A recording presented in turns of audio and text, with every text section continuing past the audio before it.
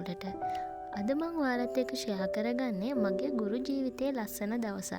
Teaching වලට මම වගේම කැමති අයත් ඕන තරම් ඇතිනේ. ඉතින් මේ ටීචින් වල ගුරු පුහුණුවක් වෙන්නේ කොහොමද කියන අත්දැකීම තමයි මං ඔයාලත් එක්ක බෙදාගන්නේ. ආදරෙන් ඔයාලට ආරාධනා කරනවා ඔයා ටීචර් කෙනෙක් වෙන්න කැමති කෙනෙක් නම් මගේ මේ බ්ලොග් එකත් එක්ක එකතු වෙන්න කියලා. මන් දැන් මේ යන ගමන් තමයි ඉන්නේ තැනට.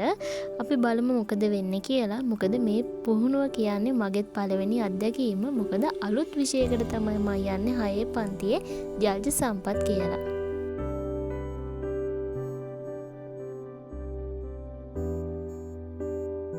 ඔයාලට මන් දැන් මේ පෙන්නන්නේ යොවුන් සේනාංකේ.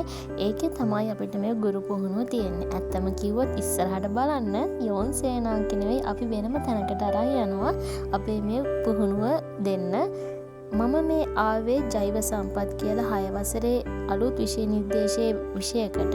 ඇත්තට මේක මගේ විෂය නෙවෙයි. ඒ වුණාට මගේ ඉස්කෝලේ පොඩි නිසා මට ඒ විෂයට එන්න සිද්ධ වුණා. අපි බලමු දැන් මේ වැඩ කටයුතු කොහොමද වෙන්නේ කියලා. මේ අපේ ටීචර්ස්ලා මෙතන ඉන්න ගොඩක් කෘෂි විද්‍යාව සහ විද්‍යාව කරපු ගුරුවරු. ඉතින් අපේ ඉස්කෝලේ කෘෂි විද්‍යාව කෙනෙක් නැති නිසා තමයි මට මේකට යන්න සිද්ධ වුණේ. එහෙම තමයි අපි හිතන්නේ නැති විෂයන් සමහර තැන්වලදී අපිට පාසල ඇතුලේ කරන්න සිද්ධ වෙනවා. දැන් අපි මේ විෂයට අදාළ තියරි කොටස අපිට උදේම කියලා දීලා අපි වරයි යනවා ෆීල්ඩ් එකට ඒ දේවල් පෙන්වන්න. ජාජ සම්පත් කියද්දී විශේෂයෙන් ඉතින් ජලය ආශ්‍රිත දේවල්නේ. අපි මේ දැන් අරයි යන්නේ වැවකට. ඇත්තම කිව්වොත් වැවක් කිව්වට මේක පාළුවට ගිහින් තියෙන වැවක්. ඉතින් ඕකට අරන් ගිහිල්ලා අපිට හොයන්න කියනවා ජලජ ශාක, එතකොට ඒ අවට ඉන්න සත්තු, ඒ වගේ දේවල් තමයි නිකම්ම නෙවෙයි මෙතෙන්ට අරයි යන්නේ. අර අපිව මේ දෙයට පුරුදු කරන්නේ අපි මේ දේ පාසලට ගිහින් අපි ළමයිට කරන්න ඕනේ.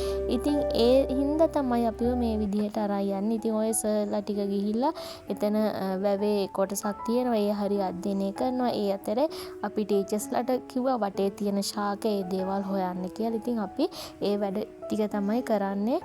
කට්ටියක් ශාක හොයනවා, කට්ටියක් එක එක දේවල්. ඉතින් වැව්වල ඕන තරම් තියෙනවනේ දේවල් එකතු කරගන්න අපිට සත්තු. එතකොට ඒ ආශ්‍රිතව තියෙනවා විවිධ ක්‍රියාකාරකම් මිනිස්සු කරන. ඉතින් අපි සතුටින් අවුවයි ඒ කියලා ඉතින් කරන්න දෙයක් නෑ.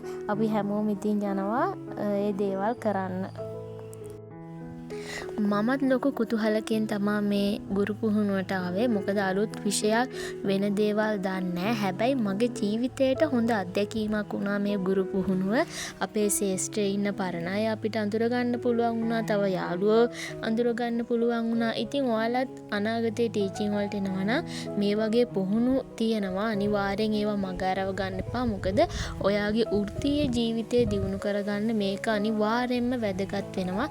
ඒ වගේම තමා මම ආසම කරන පුහුණුවක් තමයි මේක. මොකද සාමාන්‍ය අපි ගුරු පුහුණුකදී ඉඳගෙන සාමාන්‍ය අපේ තියෙන ඒකාකාරී භාවයන්. හැබැයි මේ විෂය ඇතුලේ සහ මේ පුහුණුව ඇතුලේ අපි එළියට එක්කන් ගියා, වැව්වල ඇවිද්දා, එතනේ දේවල් හෙව්වා.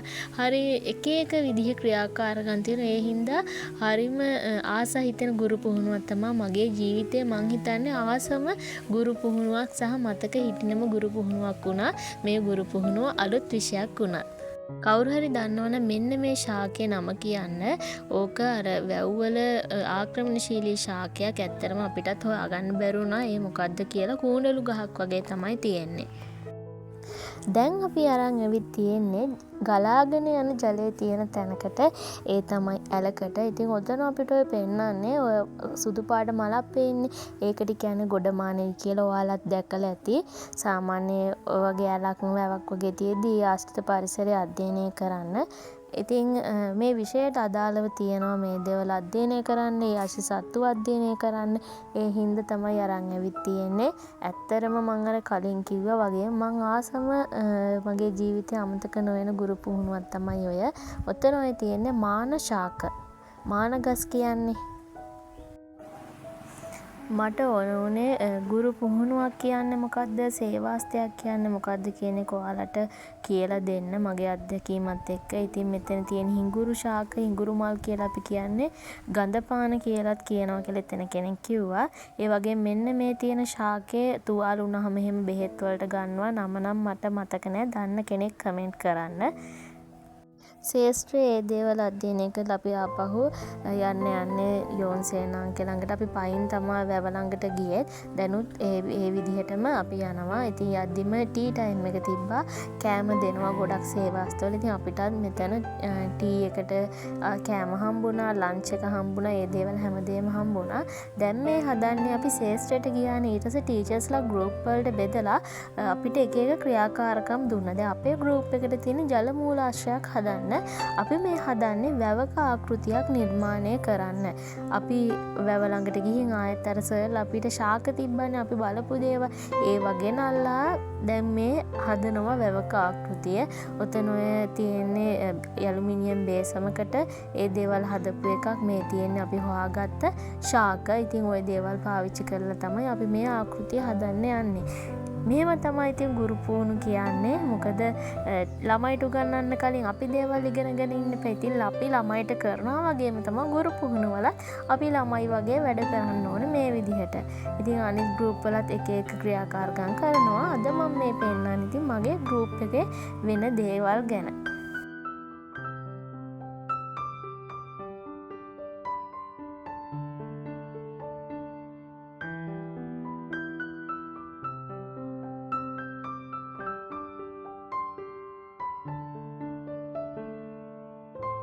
ඒ වැඩේ යද්දිම අපිට ලන්ච් එකත් හම්බුණා.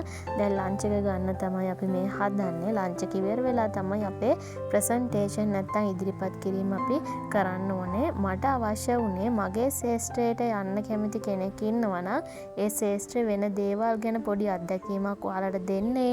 ඒ දේවල් ඔයාලත් එක්ක බෙදා ගන්න. මං හිතනවා ඒක ඔයාලගේ ජීවිතවල ප්‍රයෝජනවත් වෙයි කියලා. ඇත්තටම ගුරු පුහුණුවක් කියන්නේ ගුරුවරයෙක්ගේ අර වෘත්තීය පැත්තෙන් එයාගේ හැකියාව වර්ධනය කරන දෙයක්. ඔන්න ඉතින් අපේ අවසානයේ තමයි මේ යන්නේ. අපිව පොල් කුඩු දාලා හදලා තියෙන්නේ. වී වගාව පැත්ත තමයි නිරූපණය කරලා තියෙන්නේ. ඉතින් පාසි දාලා ඒ වගේ ජර්ජ ශාක දාලා අපේ අවසාන නිර්මාණය තමයි ඔය තියෙන්නේ. ඔය ගඩොල් කැට වලින් දාලා තියෙන රළපනාව. ඇත්තටම අපිට හොඳ කමෙන්ට් හම්බුණා මේ නිර්මාණයට. ටිකක් මහන්සි වෙලා අපි හැදුවේ ස්වභාවික දේවල් වලින්. මේ වගේ දේවල් කරන්න සිද්ධ වෙනවා ඔයාලටත් මේ වෘත්තිය ඇතුලේ. ඒක හැබැයි විෂයෙන් විෂයට වෙනස් වෙනවා. එක එක විෂයන් වල එක එක විදිහේ දේවල් වෙන්නේ. ඒ නිසා මේක මං කියන්නේ අර මම ගියපු විෂය ජලජ සම්පත්නේ. ඒ ආශ්‍රිත ක්‍රියාකාරකම් මේ හින්දා මේ විදිහම නෙවෙයි තවත් විෂයන් වල. එහෙම ඒක හොඳට මතක තියාගන්න. තමන්ගේ විෂයට අදාළව විවිධ ක්‍රියාකාරකම් විවිධ පුහුණු වලට ඔයාලට යන්න සිද්ධ වෙනවා. අනිවාර්යෙන් යන්න මේ දේවල් කට් කරගන්න නැතුව ඒක ඔයාලට හොඳ අත්දැකීමක් වෙනවා ශේෂ්ත්‍රය අඳුර ගන්න. දැන් ඉතින් ගෙදර එන්න තමයි මේ හදන්නේ. ඉතින් මේ වගේ තවත් ලස්සන vlog එකකින් ආයෙත් හමු වෙමු. ඒ වගේම තමයි මම විශ්වාස කරනවා ඔයාලා යම් දෙයක් මේකෙන් ඉගෙන ගන්න ඇති කියලා. සියලු දෙනාටම සුබ දවසක්. ඒ වගේම තමයි ටීචින් සම්බන්ධ මොනවා හරි ප්‍රශ්න තියෙනවා නම් මගෙන් අහන්න. මගේ අත්දැකීම් අනුව මගේ දැනුමේ විදිහට මම හොයලා හරි ඔයාලට ඒ දේවල් වලට උත්තර දෙන්නම්. තමන්ගේ හීන වෙනුවෙන් දිනන්න මහන්සි වෙන්න කැප වෙන්න ඔයාලගේ ඕන මූර්තියක් යටතේ ඔයාලට ඒ දේවල් කරන්න ඕන. අනිවාර්යෙන් ඔයාලගේ මහන්සිය තියෙන්න ඕනේ. ඒ හින්දා මහන්සියෙන් වැඩ කරන්න ඔයාලගේ හීන වෙනුවෙන්.